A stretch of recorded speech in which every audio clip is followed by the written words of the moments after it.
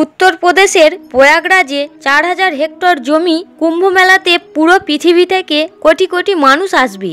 2013 সালে আয়োজিত কুম্ভ মেলা এখনো পর্যন্ত সবথেকে বড় ধার্মিক আয়োজন হিসেবে মানা হয়, যেখানে প্রায় 12 কোটির বেশি শ্রদ্ধেয় ব্যক্তি অংশগ্রহণ করেছিলেন। কিন্তু 144 বছর পর হওয়া এই বছরের মহাকুম্ভ মেলার বৈভবতা তার থেকে অনেক। দেশ বিদেশ থেকে 400 কোটিরও বেশি শ্রদ্ধেয় ব্যক্তিদের আসার অনুমান করা হয়েছে। ভারতীয় মহাকাশ গবেষণাগার ইসরো বলেছেন, মহাকুম্ভ মেলা এতই বিশাল এবং বৈভব হয় যে এই মেলাকে মহাকাশ থেকেও দেখা যায়।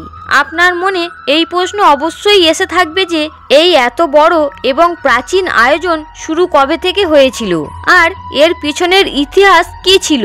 এই মেলার উল্লেখ কি প্রাচীন ধর্মগ্রন্থ পুরাণ বেদে আছে? এই মেলার সবথেকে গুরুত্বপূর্ণ বিষয় হলো এই মেলায় প্রথম স্নান করার অধিকার শুধু নাগা সাধুদের দেয়া হয়, তারপরে অন্যান্য বাকি সাধুরা স্নান করেন। এই বিশেষ পরম্পরার পিছনে লুকিয়ে আছে এক অদ্ভুত ইতিহাস। মহাকুম্ভের আয়োজন প্রয়াগরাজের ত্রিবেণী সঙ্গমে করা হয়, যেখানে গঙ্গা, যমুনা আর সরস্বতী নদীর সংযোগস্থল। কিন্তু এখানে শুধুমাত্র গঙ্গা যমুনাই দেখা যায়। কলিযুগে সরস্বতী নদী অদৃশ্য হয়ে গেল কেন? এটা কি শুধু মান্যতা, নাকি এর পিছনে লুকিয়ে আছে বৈজ্ঞানিক রহস্য? প্রয়াগরাজে অবস্থিত অক্ষয় বৃক্ষকে অমর মানা হয়। সৃষ্টির থেকে প্রলয়ের সব কিছুর সাক্ষী ছিল। প্রাচীন ধর্মগ্রন্থে কুম্ভ মেলা স্পষ্টভাবে উল্লেখ পাওয়া যায়নি, তবুও এটিকে ভারতের সবথেকে বড় তীর্থ মানা হয়। কুম্ভ সংস্কৃতের এমন একটি শব্দ যার অর্থ কলসি অথবা ঘটি। কুম্ভ মেলার ইতিহাস বোঝার জন্য আমাদের দুটি পৌরাণিক কাহিনী জানতে হবে। মহাকুম্ভ মেলার প্রথম কাহিনী সর্প এবং গরুড় দেবের মধ্যে, যা ঋষি কশ্যপ এবং তার দুই স্ত্রী কদ্রু ও বিনতার সঙ্গে যুক্ত। কদ্রু ও বিনতা দুইজন বোন ছিলেন আর ঋষি কশ্যপের স্ত্রী ছিলেন। একদিন কদ্রু ঋষি কশ্যপের কাছ থেকে বরদান চাইলেন যে তার 1000 বিশাল এবং শক্তিশালী পুত্র চাই। ঋষি কশ্যপ তথাস্তু বললেন আর কদ্রু 1000 ডিম পেল। এইসব দেখে বিনতাও চাইলেন। তিনি বললেন তার পুত্র সংখ্যায় কম হলেও তারা যেন কদ্রুর পুত্রের থেকে অধিক শক্তিশালী হয়। ঋষি কশ্যপ তাকেও তথাস্তু বললেন। এরপর বিনতাও 2টি ডিম পেল। কদ্রুর 1000 ডিম ফেটে গেল। তার মধ্যে থেকে সাপ উৎপন্ন হলো, যাকে সর্পের মা মানা হয়। অন্যদিকে বিনতার ডিম ফুটছিল না, তাই অস্থির হয়ে তিনি সময়ের পূর্বেই একটি ডিম ফাটিয়ে ফেললেন। তার মধ্যে থেকে একটি অসম্পূর্ণ প্রাণী বেরিয়ে এলো, যার কোমর পর্যন্ত বিকশিত ছিল। সে রেগে গিয়ে বলল, মা, আপনি আমার সাথে অন্যায় করেছেন, কিন্তু কৃপা করে অন্য ডিমটির সাথে এমন করবেন না। সেই প্রাণীটি উড়ে গেল। তার নাম অরুণ রাখা হলো, যে পরে সূর্যদেবের সারথি হয়েছিল। একদিন কদ্রু ও বিনতা সূর্যদেবের সাদা ঘোড়া দেখে শর্ত লাগিয়েছিল। বিনতা বলল এই ঘোড়া সম্পূর্ণভাবে সাদা, আর কদ্রু বলল ওর লেজটা কালো। শর্ত ছিল যে হেরে যাবে তাকে দাসী হতে হবে। কদ্রু তার পুত্রদের বলল তারা যেন সূক্ষ্ম রূপ ধরে ঘোড়ার লেজে আটকে যায়, যাতে তা কালো রঙের বলে মনে হয়। সমস্ত সর্প তাই করল এবং কদ্রু জিতে গেল। বিনতাকে হার মেনে দাসী হতে হলো। কিছু সময় পর বিনতার শক্তিশালী ডিম ফেটে একটি প্রাণী উৎপন্ন হলো, যার মুখমণ্ডল গরুর পাখির মতো আর শরীর মানুষের মতো, যার নাম গরুড় রাখা হলো। যখন গরুড় দেখল তার মা বিনতা কদ্রু ও তার 1000 পুত্রের দাসী হয়ে গেছে, তখন সে তার মাকে দাসত্ব থেকে মুক্ত করার সংকল্প নেয়। গরুড় সর্পদের কাছে তার মাকে মুক্ত করার উপায় জানতে চাইল। তখন সর্পরা বলল, তুমি যদি বৈকুণ্ঠ থেকে অমৃতের কলসি আনতে পারো, তাহলে আমি তোমার মাকে মুক্ত করে দেব। গরুড় এই শর্ত মেনে নিল। বৈকুণ্ঠ ধামে পৌঁছে গরুড় অমৃত কলস নিল।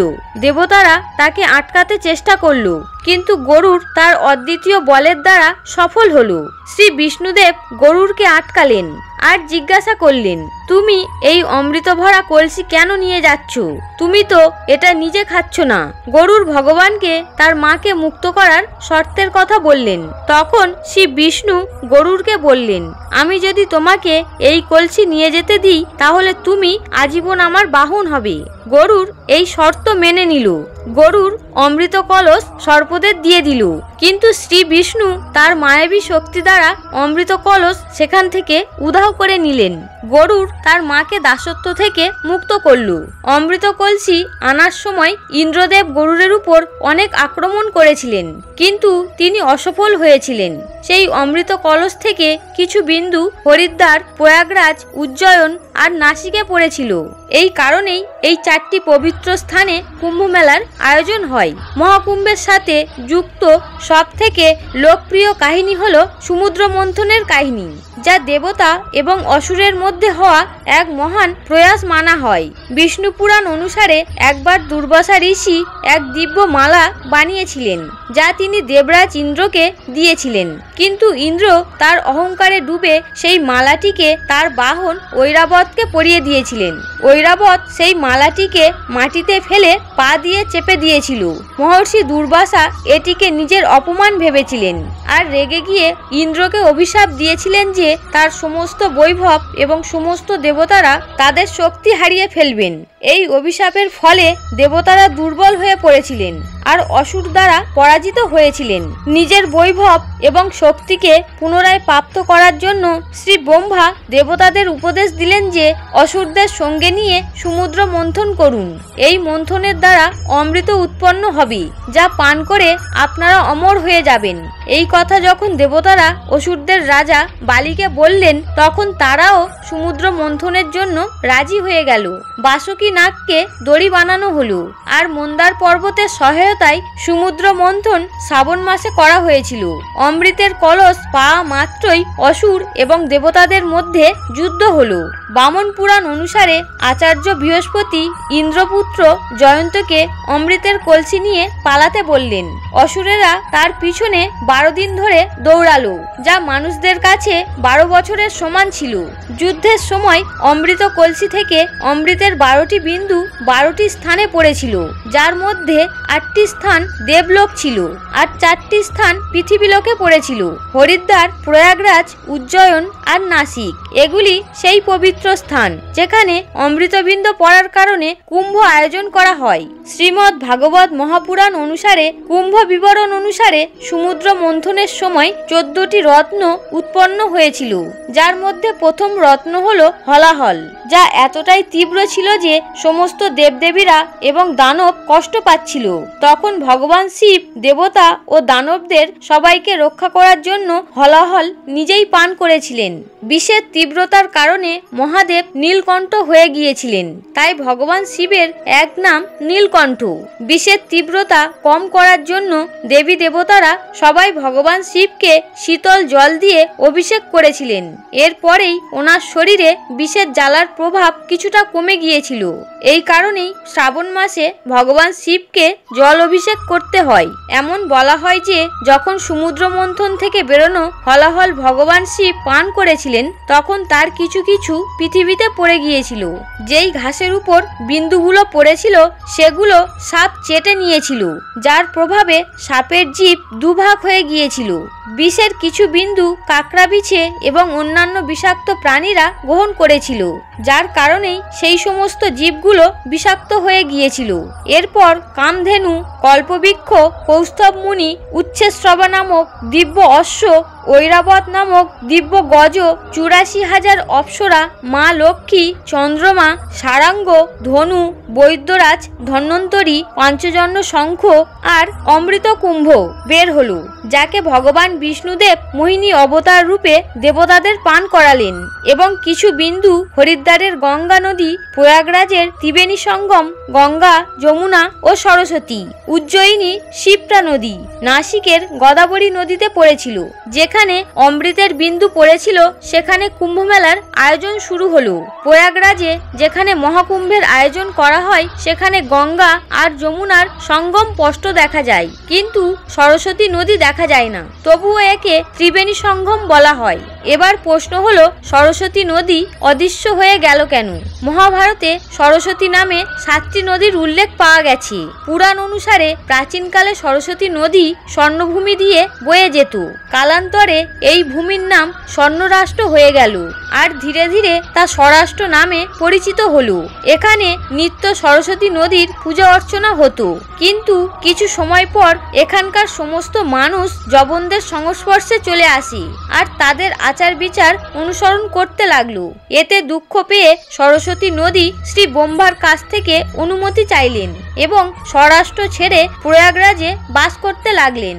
বলা হয় যে সরস্বতী নদী স্বরাষ্ট্র থেকে চলে যাওয়ার পর তা ধীরে ধীরে মরুভূমিতে পরিণত হয়েছিল, যাকে আজ রাজস্থান নামে জানা যায়। বৈদিক পুরাণে আরও একটি নদীর নাম উল্লেখ করা হয়, যাকে দৃশদ্যুতি বলা হয়। এটি সরস্বতী নদীর সাহায্যকারী নদী, যা হরিয়ানা দিয়ে বয়ে যেত। সময়ের সাথে সাথে একটা বিরাট ভূমিকম্পের ফলে হরিয়ানা তথা রাজস্থানের নিচ থেকে পাহাড় উৎপত্তির জন্য নদীর গতিপথ পরিবর্তন হয়ে গিয়েছিল। দৃশদ্যুতি নদী নিজের দিক পরিবর্তন করে নিয়েছিল। আজ এটিকে যমুনা নদী নামে জানা হয়। এটি সরস্বতী নদীর সাথে মিশে বইতে লাগলো, আর এই কারণে প্রয়াগরাজে 3টি নদীর মিলনের জন্য এটিকে ত্রিবেণী সঙ্গম বলা হয়। মহর্ষি বেদব্যাস এটিকে তীর্থরাজ প্রয়াগ নাম দিয়েছিলেন, যা গঙ্গা, যমুনা এবং অদৃশ্য সরস্বতী নদীর মিলনস্থল। এই স্থল কেবল ধার্মিকই নয়, ঐতিহাসিক এবং সাংস্কৃতিক দিক থেকে অদ্বিতীয়। প্রাচীনকালে কুম্ভ কথার অর্থ শুধুমাত্র সাধারণ কলসি। প্রাচীন মান্যতা অনুসারে প্রয়াগে স্নান করার পর যতক্ষণ না অক্ষয় বৃক্ষ পূজা বা দর্শন করা হয় ততক্ষণ পুণ্য লাভ হয় না। এই দিব্য বৃক্ষ প্রয়াগরাজের মুঘল সম্রাট আকবরের প্রাসাদের মধ্যে পাতালপুর মন্দিরে অবস্থিত। এটিকে সবথেকে প্রাচীন মন্দিরের মধ্যে একটি ধরা হয়। অক্ষয় বৃক্ষের উল্লেখ কোরআনেও আছে। এই বৃক্ষ সৃষ্টির বিকাশ এবং প্রলয়ের সাক্ষী। এর নাম দ্বারাই স্পষ্ট যে এর কখনো বিনাশ হয় না। মনে করা হয় মা সীতা আশীর্বাদ দিয়েছিলেন যে প্রলয়ের সময় যখন সবকিছু নষ্ট হয়ে যাবে তখনও এই বৃক্ষ চিরসবুজ থাকবে। বলা হয় যে বালক রূপে শ্রীকৃষ্ণ এই বৃক্ষের উপর বিরাজ করছিলেন। বালক মুকুন্দ রূপে শ্রীহরি এই পবিত্র বৃক্ষের পাতার উপর শয়ন করতেন। এমনও বলা হয় এখানে ব্রহ্মার দ্বারা স্থাপিত ভগবান শিবের শূল টঙ্কেশ্বর শিবলিঙ্গ আছে, যেখানে আকবরের স্ত্রী যোধা জলাভিষেক করতেন। এটাও মানা হয় যে অক্ষয় বৃক্ষের নিচ দিয়ে অদৃশ্য সরস্বতী নদী বয়ে যায়। ত্রিবেণী সঙ্গমে স্নান করার পরে অক্ষয় বৃক্ষের দর্শন এবং পূজা করলে বংশবৃদ্ধি, ধনধান্যে পরিপূর্ণতা এবং সমস্ত মনস্কামনা পূর্ণ হয়। 2025 সালের এই মহাকুম্ভ ইতিহাস রচনা করতে চলেছে। এবার জানা যাক কুম্ভ মেলা কয় প্রকারের হয়। 1. মহাকুম্ভ মেলা। সমস্ত কুম্ভের মধ্যে সর্বশ্রেষ্ঠ হচ্ছে মহাকুম্ভ। এর সবথেকে বড় বিশেষত্ব হলো এই মেলা 2 শতাব্দীতে একবারই আয়োজন করা হয়। 144 বছর পর প্রয়াগরাজে মহাকুম্ভের আয়োজন করা হয়। প্রয়াগরাজের পবিত্র ভূমিতে যখন 12টি পূর্ণকুম্ভ সম্পন্ন হয় তখন ত্রিবেণীর তীরে মহাকুম্ভের একটি দুর্দান্ত অনুষ্ঠানের আয়োজন করা হয়। 2. পূর্ণকুম্ভ মেলা। পূর্ণকুম্ভ মেলা প্রতি 12 বছরে একবার অনুষ্ঠিত হয়।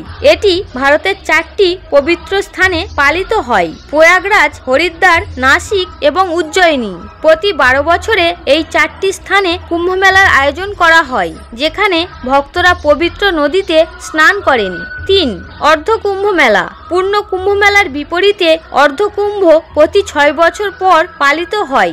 মাত্র 2টি জায়গায় এর আয়োজন করা হয়: প্রয়াগরাজ এবং হরিদ্বার। অর্ধ মানে অর্ধেক, তাই এটিকে কুম্ভ মেলার মাধ্যম ঘটনা হিসেবে দেখা হয়।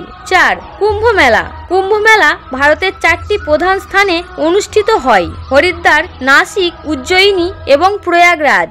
এই সময় ভক্তরা গঙ্গা, গোদাবরী ও শিপ্রা নদী নদীতে বিশ্বাসে ডুব দেন। প্রয়াগরাজের সঙ্গমে স্নানের বিশেষ তাৎপর্য রয়েছে। এটাই ছিল কুম্ভ মেলার প্রকারভেদ এবং তার আয়োজন স্থল।